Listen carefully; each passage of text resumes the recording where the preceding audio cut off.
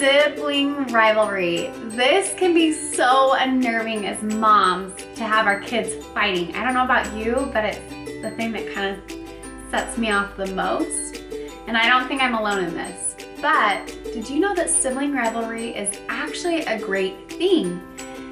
They have a chance to learn how to deal with conflict. And they have lots of chances throughout the day to learn to deal with conflict. And it's a normal part of every relationship. But there's some things we do as moms to make sibling rivalry worse without even knowing it. So let's tackle that today.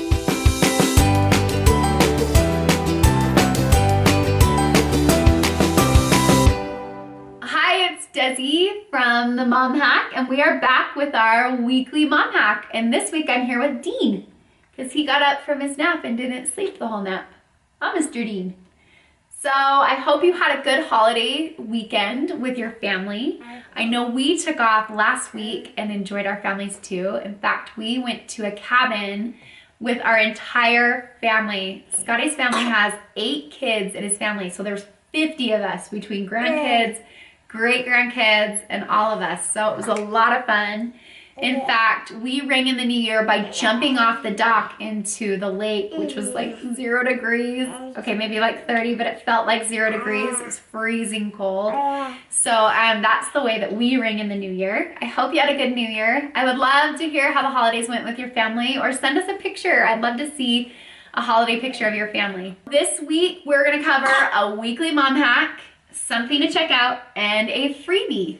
On to the weekly mom hack. I had a conversation this week with my sister-in-law about kids fighting. If you have more than one kid, you've probably experienced this. If you haven't, let me know what you're doing, because I think conflict is a natural part of any relationship. Sometimes we do things that make it worse instead of better. So the way that we handle it might be actually creating more sibling rivalry than minimizing it.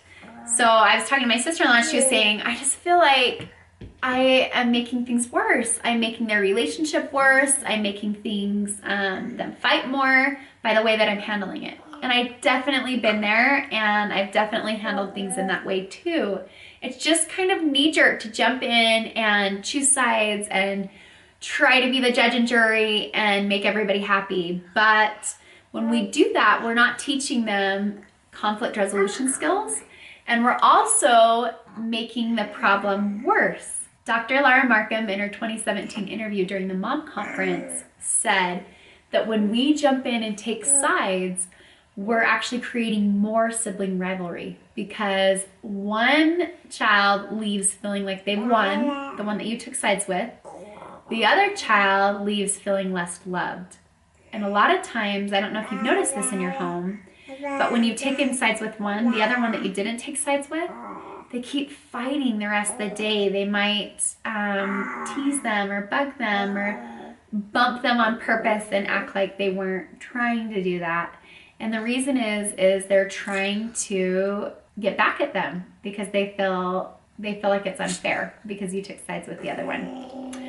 A thing that's hard about that too is we really don't know the whole story. We haven't seen what happened yesterday. We haven't seen what's built up to it. And so this is unknowingly creating more sibling rivalry. So what do you do to create less sibling rivalry and teach them conflict resolution skills? So Dr. Markham said that if your kids are fighting, what to do is to go in and teach them how to resolve that conflict. So what this looks like is, hear them fighting, you walk in. If it's really elevated, you have to wait till they're ready to talk. She goes over in the interview what to do if they've hit the other one, or if things are just too explosive to do this in the moment. And I'm gonna give you access as a freebie, we'll talk about that at the end, to her interview so that you can listen to it and get more skills and go into more than we're gonna talk about right now. But if they're in a place that they can talk about it, have one say, so you kind of want to intervene before it's explosive if you can. Have one say their side of it, then have the other say their side of it. Then you ask them, how are you going to work it out? Then give them space to come up with solutions. Don't be surprised. I don't know if your family's like my family, but in the beginning, their solutions weren't very kind. I'll be honest, the things that they came up with, I was like, oh, that's not gonna work. Actually, that'll make the relationship worse. But thanks for thinking of something. No, I'm just joking. But it might take a little bit of time for them to come up with a solution together. But just keep listening to them, and just they'll eventually come to a solution. If they can't think of something, you can say, would you like help thinking of a solution? But again, give them time and space to first come up with their own ideas, because you want them to ultimately learn how to repair a relationship. If they can't, then I'll say, I have an idea for you guys if you can't come up with one. And my idea for them usually is they can do a chore together. So my kids have learned to come up with a solution because they usually don't want to do a chore together. Honestly, what they default to most of the time is doing special time together. So playing together, you know, we'll set the timer for 10 or 15 minutes and they'll go play a game or play together or do something together. And then I've noticed that they play really well the rest of the day. So again, I'm not perfect at this. It really is easier to jump in and just, you know, kind of have the hammer come down and choose sides and resolve it that way. It does take more time to do it this way. It takes less time in the long run because they're happier throughout the day and they're not getting at each other over and over and over again. This really does work, and I'm so glad we're doing this video today because it's a reminder to me to resolve conflicts that way. We're not perfect as mothers and we're doing the best that we can. So sometimes we just need better tools, and sometimes we need to be reminded of the tools that we already know. So like I said, stay till the end and listen to the freebie because it's going to be really helpful for you to learn more tools and skills in how to minimize sibling rivalry in our homes and how to handle it when it does happen. Now on to something to check out. I told you guys that I would let you know when Dr. Laura Markham's program opened up, and it is open, but only until January 14th. When we did her interview during the mom conference, her program wasn't open yet. She only opens it up a few times a year so that she can really help support you and her staff and coach you through the program. So they like to be hands-on, and they like the whole group to go through the program together. So that's why they only open it up a few times a year. Her program, guys, I only endorse a few parenting programs, and hers is one of them. It is really well done.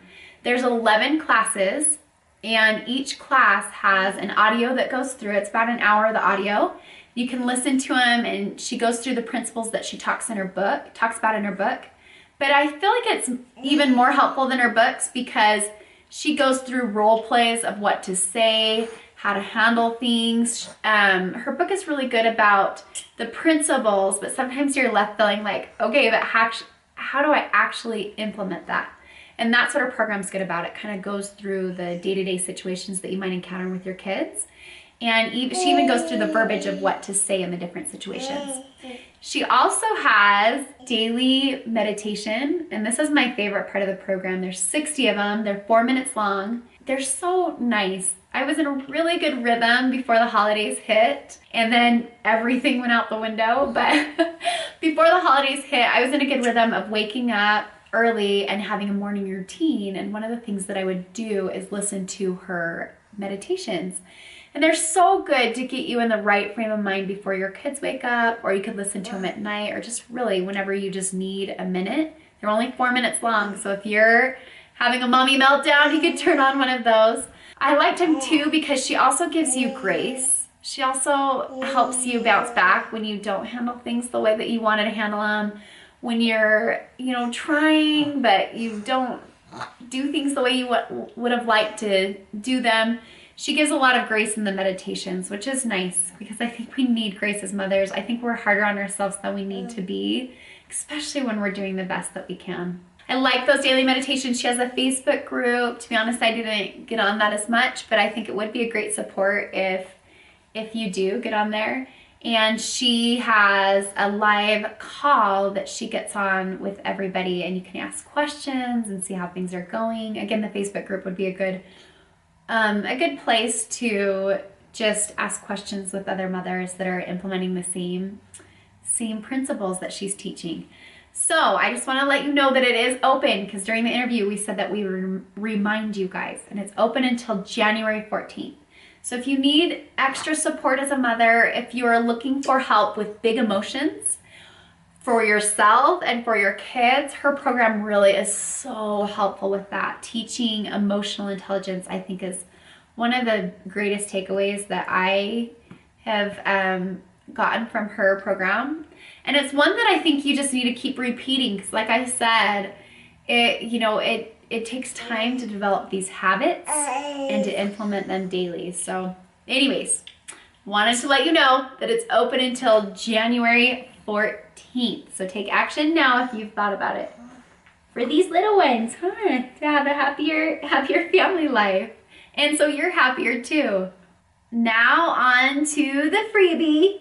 I am opening up her interview from the mom conference so that you can listen to it. It'll be the audio link. So you can listen to it for 1 week and refresh yourself on if you listen to it during the mom conference, or if you didn't get a chance to listen to it, I'm going to give you the chance to listen to it so that you can learn skills on how to minimize sibling rivalry, or aha moments on what we're doing sometimes to create more sibling rivalry unknowingly. So I'm going to open up that for you guys. I went back and listened to it myself again, and it was so helpful as a reminder of just the way that we can handle things, and it's research backed, that's actually minimizing sibling rivalry and allowing our kids to be better friends. I don't know about you, but that's something that I really want for my kids, so that to be close and to have, good friendships between each other.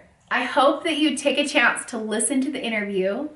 I hope that you try something different this week when your kids are fighting, and I would love to hear about it. I would love to hear what is working, if it didn't work.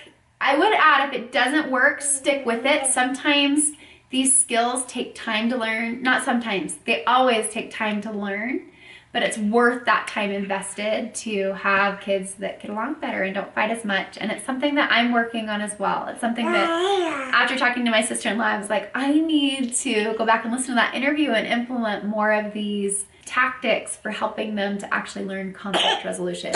So I hope you employ these this week, and just hang in there, mama. The fact that you're showing up and listening to this video shows that you're deliberate and that you are wanting to have these skills and do things in a way that's creating more peace in your home instead of more disconnection. So I hope you have the best week ever. I hope you get on a better routine this week. I know holidays for us. I'm looking forward to more sleep and less treats, hunting buggy. So anyways, enjoy your week, and I will see you next week.